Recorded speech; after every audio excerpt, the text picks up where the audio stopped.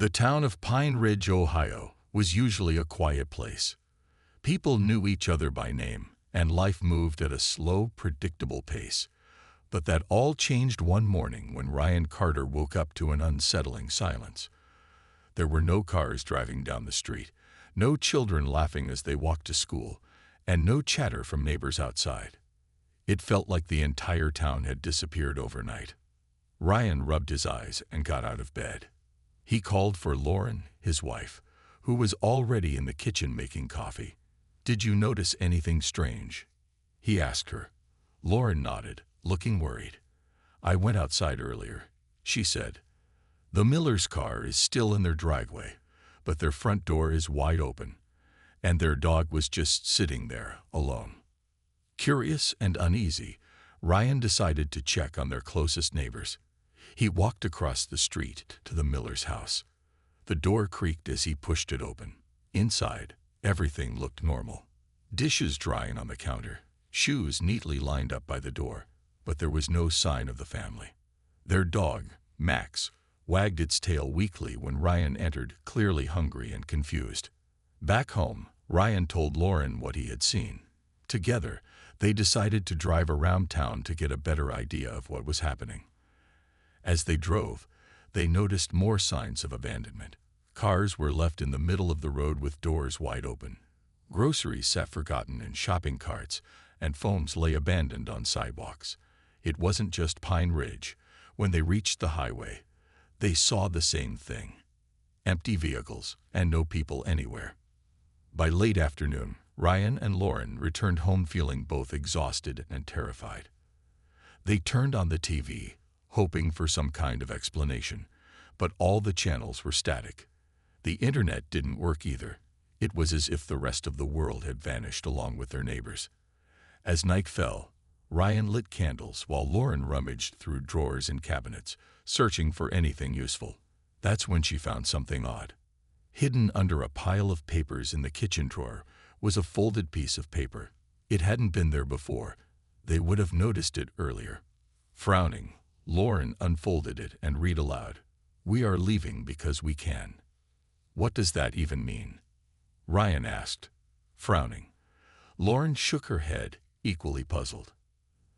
They spent hours trying to figure out what the note meant. Was it a prank? A warning? Or maybe a goodbye? Whatever it was, it gave them chills. The next morning, they decided to search nearby houses again, this time paying closer attention to details. In almost every home they entered, they found similar notes. Some were written hastily, others carefully, but all carried the same message: "We are leaving because we can." One note stood out. It was tucked inside a child's toy box and read, "Don't be afraid. This is not the end." Lauren stared at it for a long moment, tears welling up in her eyes. "Afraid?" she whispered. "How can I not be afraid? Everyone's gone."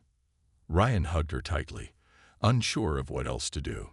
He wanted to believe that these notes held some kind of hope, but deep down, he couldn't shake the feeling that something much bigger, and possibly dangerous, was going on. Who had taken everyone? Where had they gone? And why had Ryan and Lauren been left behind? For now, answers remained elusive.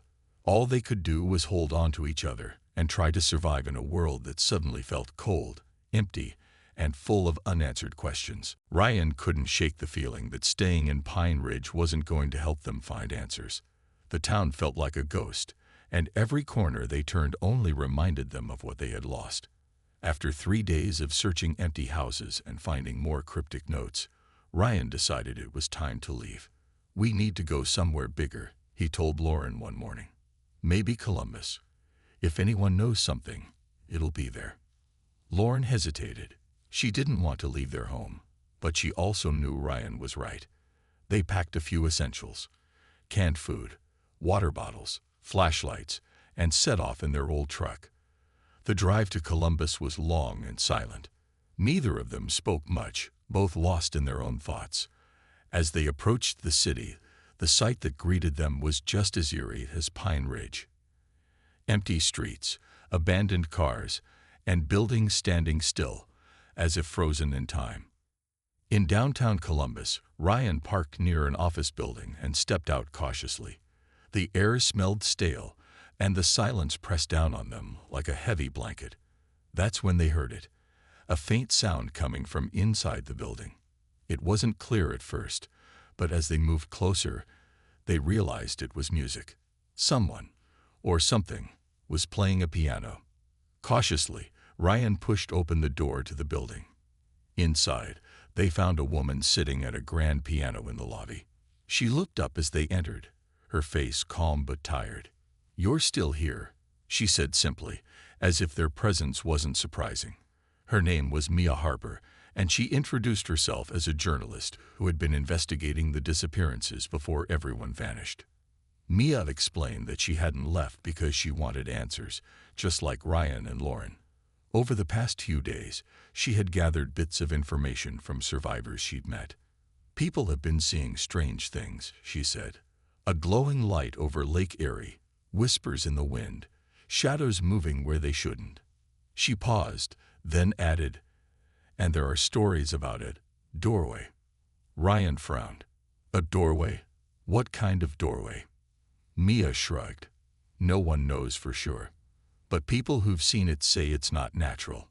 Some claim it appeared out of nowhere, hovering above the lake. Others say it's a way out, or maybe a way in." Before Ryan could ask more questions, another voice interrupted them. A man walked into the room, his boots echoing against the marble floor. He introduced himself as Ethan Harper, Mia's younger brother and a former soldier. Ethan was skeptical of Mia's theories about glowing doorways and mysterious lights. "This is probably just some government experiment gone wrong," he muttered. "Nothing supernatural about it." Despite Ethan's doubts, Mia convinced the group to investigate the lake. If there really was a doorway, it might hold answers about where everyone had gone. Ryan agreed. It was better than sitting around doing nothing. Lauren reluctantly went along with the plan, though she seemed uneasy about leaving the city. When they arrived at Lake Erie, the scene was surreal. The water shimmered under the moonlight, but that wasn't what caught their attention. Hovering several feet above the surface was a glowing, oval-shaped portal. It pulsed with soft, golden light, casting rippling reflections across the lake. The sight was mesmerizing, almost beautiful, but there was something unsettling about it too. "What is that thing?" Lauren whispered, gripping Ryan's arm tightly. No one answered. They were all staring at the portal, transfixed. As they stood there, a gentle breeze picked up, carrying with it faint voices. The sounds were indistinct, like whispers carried from far away, but they sent chills down everyone's spines. Ethan broke the silence first. "We can't just stand here gawking. Either we go check it out or we leave. Which is it?" Ryan looked at Lauren, then at Mia and Ethan. Whatever this portal was, it might be their only chance to understand what had happened. Taking a deep breath, he stepped forward. "Let's see where it leads." While Ryan, Mia, and Ethan stood frozen by the glowing portal at Lake Erie, Lauren was miles away in Pine Ridge, grappling with her own unsettling experience. The house felt lonelier than ever without Ryan, and the quiet was starting to unnerve her. She tried to distract herself by cleaning or reading, but nothing could silence the nagging feeling that she wasn't truly alone. One evening, as the sun dipped below the horizon, Lauren heard a sound, a soft, melodic hum coming from outside. At first, she thought it might be a wind moving through the trees, but the sound grew clearer, more deliberate. It reminded her of wind chimes, yet there was something otherworldly about it, like voices woven into the music. Her heart raced as she stepped onto the porch, searching for the source. The sound seemed to come from the woods behind her house. Against her better judgment, Lauren grabbed a flashlight and followed it. The forest was dark and still, but the melody guided her deeper, leading her to a cluster of ancient oak trees. There, etched into the trunks, were strange symbols glowing faintly in the moonlight. They weren't like any writing she had ever seen, swirling patterns that seemed alive, shifting slightly when she looked at them. Lauren hesitated before reaching out to touch one of the symbols. As her fingers brushed against the bark, A warm sensation spread through her hand and up her arm. Suddenly, images flooded her mind. Bright, vivid visions of floating cities among the stars. Humans walking side by side with beings made entirely of light. She saw joy, peace, and unity, unlike anything she'd imagined possible. But then the vision shifted. The bright world darkened, and shadows crept in. The glowing beings turned cold, their faces blank and unreadable. Fear gripped Lauren as she realized the shadowy figures were watching her. She stumbled back, gasping for air, and the visions disappeared as quickly as they had come. Shaking, she examined the symbols again. They no longer glowed, and the forest was silent once more. Lauren knew she had to tell Ryan about this, but how could she explain something so strange? What if he didn't believe her? Back at Lake Erie, Ryan, Mia, and Ethan were debating whether to step through the portal. This could be our only chance to find out what happened, Mia argued, her voice trembling with a mix of fear and excitement. If everyone else went through here, maybe we should too. Ethan crossed his arms, skeptical as always. Or maybe it's a trap. We don't know what's on the other side. For all we know, this thing could lead straight to our deaths. Ryan stood between them, torn. He wanted answers, but he also couldn't ignore the risks. Finally, he turned to Lauren, who had stayed silent during the argument.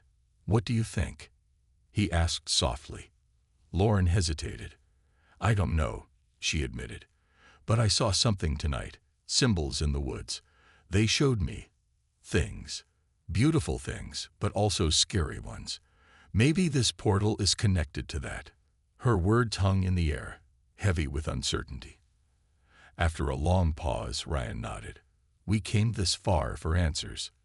Let's see where it takes us." Taking a deep breath, Ryan stepped forward and touched the edge of the portal. To everyone's surprise, it didn't feel solid. It was like pressing your hand into water, cool and rippling. In courage, Ryan took another step, disappearing into the light. One by one, the others followed. Mia next, then Ethan, and finally Lauren, clutching Ryan's hand tightly. On the other side, they found themselves in a place unlike anything they had ever seen. Golden grass stretched endlessly under two suns, casting an ethereal glow over the landscape. Strange creatures flitted around them, their translucent wings shimmering like rainbows. The air buzzed with energy, and though they couldn't hear words, they felt a presence speaking directly to their minds. You seek truth. The message was calm but powerful, filling them with equal parts awe and dread. Whatever this place was, it held answers. But at what cost? The group stood frozen, their eyes wide as they took in the strange world around them. The golden grass swayed gently under the light of two suns, and the air felt warm but not uncomfortable. The creatures with shimmering wings darted playfully, their movements smooth and graceful. It was beautiful, but also overwhelming. None of them had ever seen anything like it. "Where are we?" Lauren whispered, her voice trembling. She clutched Ryan's arm tightly, unsure whether to feel amazed or terrified. "I don't know," Ryan admitted, his gaze fixed on the horizon. "But I think we're about to find out." As they looked around, a figure began to emerge from the distance. At first it was just a faint glow, but as it drew closer, they could see it clearly, or as clearly as something so unusual could be seen. The being was tall and luminous, its body made entirely of soft, shifting light. It didn't speak with words, but instead, its thoughts seemed to echo inside their minds. You seek truth. The voice repeated, calm and steady. Why have you come? Maya stepped forward hesitantly, her journalist instincts kicking in despite her fear. "We want to know what happened to our world," she said. "Everyone disappeared. Where did they go?"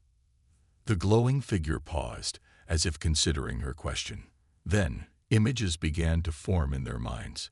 Visions of Earth, overcrowded cities, polluted skies, and endless conflict. They saw people fighting over resources, destroying nature, and turning against one another. The pain and suffering were almost too much to bear. Asterisk, your kind was on a path to destruction. Asterisk, the voice continued. Asterisk, we offered a choice. Leave your world behind and join us, or remain and face the consequences of your actions. Asterisk. Ryan frowned. A choice. But no one told us about this. How could anyone decide if they didn't even know? Asterisk. The choice was not made consciously. Asterisk, the being explained. Asterisk, it was felt in the heart. Those who were ready, those who could let go of fear, anger, and greed, were able to cross over. Others stayed behind, bound to the lives they refused to release. Asterisk. Lauren's mind raced as she processed the information. Was that why she had been left behind? Because she wasn't ready to let go. She thought about the symbols in the woods and the visions they had shown her. Had those been a test of some kind? Ethan, still skeptical, crossed his arms. So you're saying you saved the good ones and left the rest to rot? That doesn't sound fair. The bean tilted its head, its light flickering slightly. Asterisk, fairness is a human concept. We do not judge. We simply offer an opportunity for growth. Those who remain may yet change their path, but it will require effort and unity. Asterisk. Mia pressed further. What happens to Earth now? Will it survive without us? Asterisk, that depends on those who remain. Asterisk, came the reply. Asterisk, the planet has been given a chance to heal. Whether it thrives or perishes is up to you. Asterisk. The weight of the bean's words settled heavily on the group. They had come seeking answers, but now they were faced with even bigger questions. What would happen to the people left behind? Could they rebuild, or were they doomed to repeat the same mistakes? Ryan glanced at Lauren, then at Mia and Ethan. He realized that their journey wasn't over. It was just beginning. They had been given a glimpse of what could be, but the real work lay ahead. Would humanity rise to the challenge, or would they squander this second chance? Before they could ask more, the being raised a glowing hand. Asterisk, your time here is limited. Decide wisely what you will do next. Asterisk. With that, the vision faded, and the group found themselves standing once again before the portal, back at Lake Erie. The glowing doorway pulsed softly, waiting. Whatever choice they made now would shape not only their futures but possibly the fate of Earth itself. Back at Lake Erie, the group stood in stunned silence, trying to process everything they had seen and heard. The glowing portal still hovered above the water, pulsing faintly as if urging them to make a decision. Ryan stared at it, his mind racing with questions. Was this their chance to start over, or was it too good to be true? Lauren broke the quiet first. What do we do now? She asked, her voice trembling. She looked at Ryan, searching for answers he didn't have.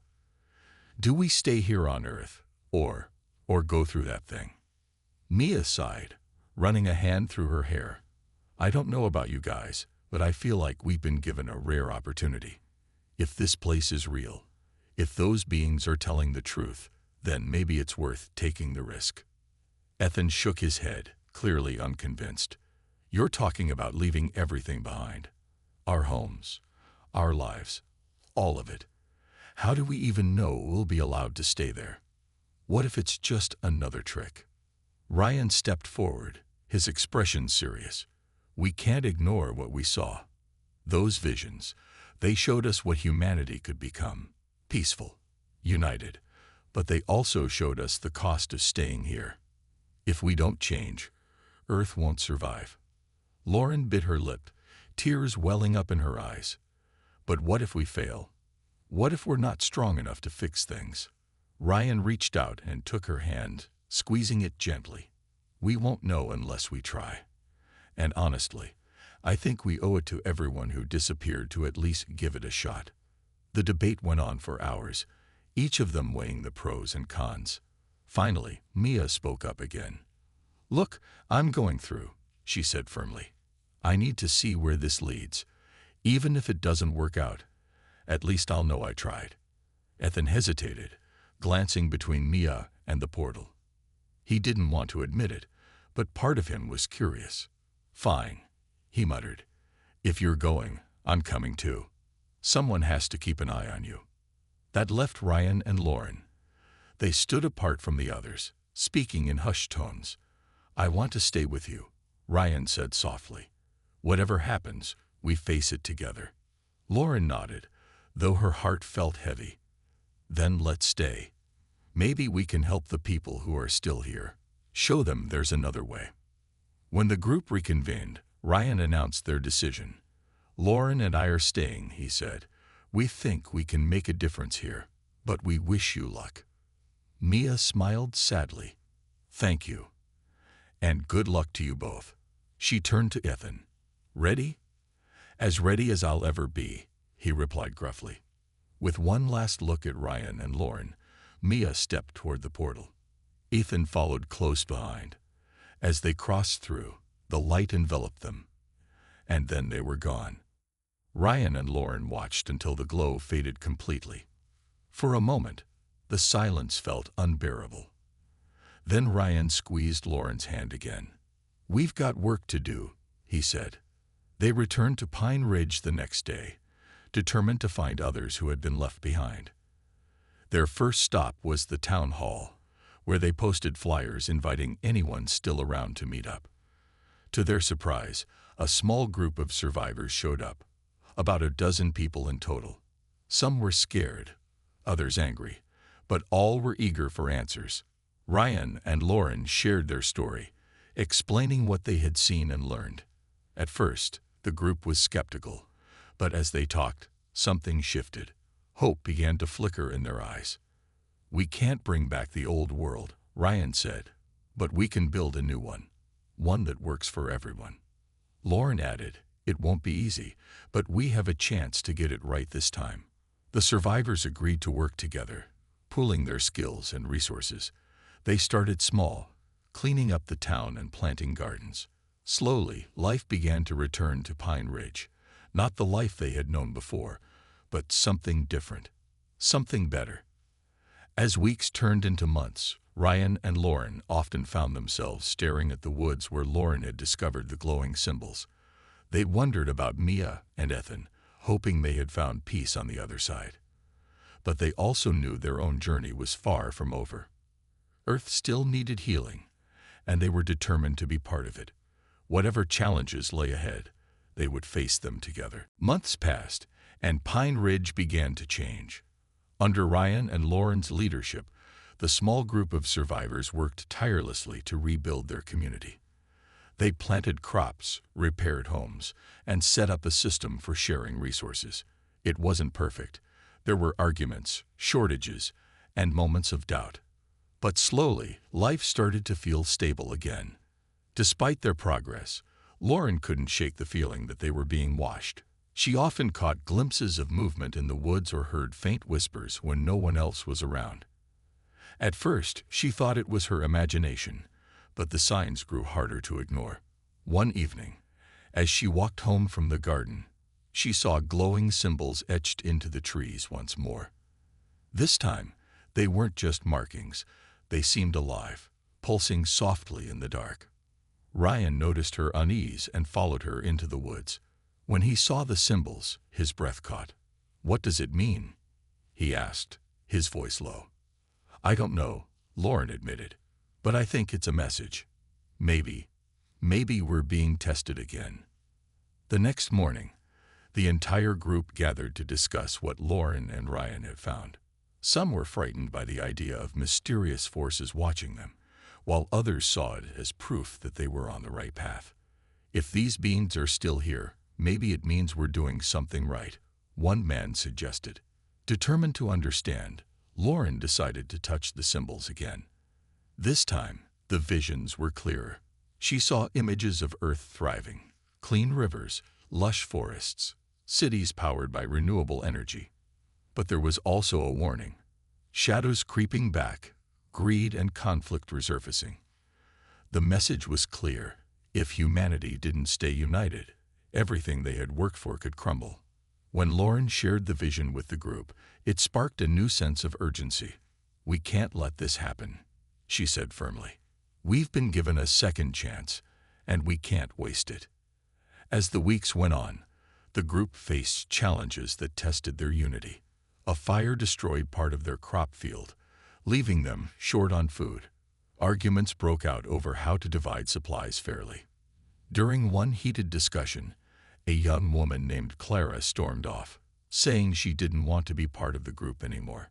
Ryan and Lauren followed her, worried she might try to leave Pine Ridge entirely. They found Clara sitting by the lake, tears streaming down her face. "I just don't see the point," she confessed. "No matter what we do, things keep falling apart. What if we're not strong enough?" Lauren sat beside her, placing a comforting hand on her shoulder. "None of us has all the answers," she said gently. "But giving up won't help. We have to keep trying, even when it's hard." Clara hesitated, then nodded. "Okay, I'll stay. But only if we stick together." Back in the town hall, the group made a pact. They agreed to prioritize cooperation over individual needs and to address conflicts openly rather than letting resentment build. Slowly, their efforts began to pay off. The crops recovered, and new ideas emerged, ways to use solar power, purify water, and create sustainable systems. Meanwhile, Ryan continued to wonder about Mia and Ethan. Were they happy on the other side? Did they ever think about those they'd left behind? He didn't regret staying. He knew he and Lauren had made the right choice. But sometimes, late at night, he wondered if they'd missed an opportunity for something greater. One evening, as the sun dipped below the horizon, Lauren joined him on the porch. "Do you ever think about them?" she asked quietly. "All the time," Ryan admitted. "But I also think about us, about what we're building here. Maybe it's not perfect, but it's ours." Lauren smiled, leaning against him. "And maybe that's enough." As they sat together, the wind carried a faint hum, the same melody Lauren had heard months ago. This time, though, it felt different. Soothing. Like approval.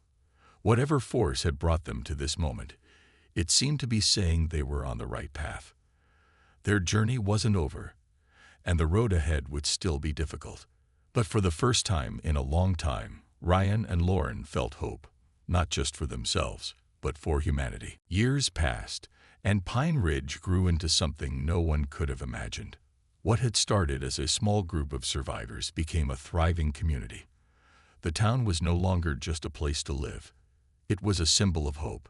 People from nearby areas began to arrive, drawn by stories of unity and renewal. Together, they worked to build a world that was kinder, fairer, and more sustainable. Ryan and Lauren were at the heart of it all. They weren't leaders in the traditional sense. They didn't give orders or make rules, but their steady presence inspired others to work together. Ryan spent his days fixing things, whether it was broken tools or damaged homes, while Lauren taught children and helped organize the gardens. Their partnership reminded everyone that even the smallest actions mattered. But not everything was perfect. There were still disagreements, moments when old fears and habits threatened to resurface. One day, a man named Greg arrived, claiming he wanted to join the community. He seemed friendly enough, but some people were wary. "We don't know him," one woman said during a meeting. "What if he brings trouble?" Lauren listened carefully before speaking. "We've all made mistakes," she said gently. "If we turn people away because we're afraid, we'll end up repeating the past. Let's give him a chance." In time, Greg proved himself trustworthy. He worked hard and shared valuable skills, like carpentry and farming. His acceptance reinforced an important lesson. Fear could divide them, but trust could bring them closer. As the years went on, the glowing symbols in the woods appeared less frequently. When they did, they brought messages of encouragement rather than warnings. It was as if the beings watching over them were pleased with what humanity was achieving. One night, Lauren touched the symbols again and saw a vision of Earth restored. Blue skies, green forests, clean oceans. In the distance, she saw cities blending harmoniously with nature. It wasn't a promise, but a possibility, a future they could create if they stayed united. One evening, as Ryan and Lauren sat on their porch, they talked about Mia and Ethan. Do you think they're happy? Lauren asked, her voice soft. I hope so, Ryan replied. But I also think they'd be proud of us. We didn't take the easy way out. We stayed and fought for something better. Lauren smiled, looking out at the fields now alive with crops and laughter. Maybe that's what really matters, not where we are, but what we do with the time we have. Far above, unseen by human eyes, the Luminae watched silently. They had offered humanity a choice, and though many had accepted, those who stayed behind had chosen a harder path. Whether Earth would fully heal remained uncertain, but the seeds of change had been planted. On a quiet morning, the portal reappeared over Lake Erie. Word spread quickly, and the entire community gathered to see it. Some wondered if it was an invitation to join the others, while others saw it as a reminder of the connection between their world and the unknown. Ryan and Lauren stood side by side, holding hands. What do you think it means? Lauren asked. Maybe it's a sign, Ryan said, that we're not alone, that there's always a chance to grow. No one stepped through the portal this time. Instead, they turned back toward their town, ready to face whatever came next. For Ryan and Lauren, the journey had never been about escaping Earth. It was about proving that humanity could rise to the challenge. And as the portal faded once more, leaving only the calm waters of the lake behind, they knew one thing for certain: the end of peace wasn't permanent. Humans had simply walked away from destruction, choosing instead to walk toward hope.